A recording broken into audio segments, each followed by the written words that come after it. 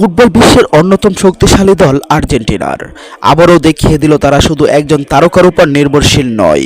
৭ই জুন সকাল ৭টায় অনুষ্ঠিত ম্যাচে হন্ডুরাসের বিপক্ষে দুর্দান্ত ফুটবল উপহার দিয়েছে আর্জেন্টিনার। মাঠে ছিলেন না ফুটবলের জাদুঘর লিওনেল মেসি, তবু দলটির খেলায় ছিল আত্মবিশ্বাস, গতি আর দারুণ সমন্বয়। শুরু থেকেই বলের নিয়ন্ত্রণ নিজেদের কাছে রেখে আক্রমণের পর আক্রমণ চালাতে থাকে আর্জেন্টিনার।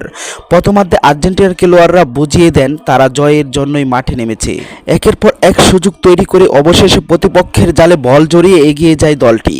গোলের উল্লাসে মেতে উঠে সমর্থকেরা। দ্বিতীয়ার্ধে একই ছন্দ ধরে রাখে আর্জেন্টিনার। রক্ষণভাগ ছিল অন্তত শক্তিশালী আর মাঠ থেকে আক্রমণ ছিল দুর্দান্ত সংযোগ। এর ফলস্বরূপ আসে দ্বিতীয় গোল। স্কোরলাইন হয়ে যায় ২-০। অন্যদিকে হন্ডুরাস চেষ্টা করেও আর্জেন্টিনার রক্ষণভাগ ভাঙতে পারেনি। ম্যাচ জুড়ে আর্জেন্টিনার ডিফেন্ডার ও গোলরক্ষক ছিলেন অনবদ্য, ফলে পুরো ম্যাচ একটি গোলও করতে পারেনি হন্ডুরাস।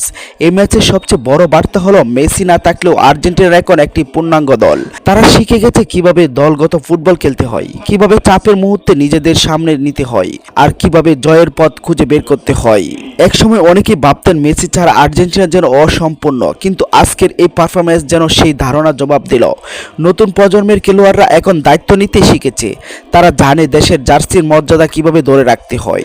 ক্লিনশিট এবং আত্মবিশ্বাস ভরপুর পারফরম্যান্স সব মিলিয়ে এটি ছিল আর্জেন্টিনার জন্য একটি স্মরণীয় ম্যাচ।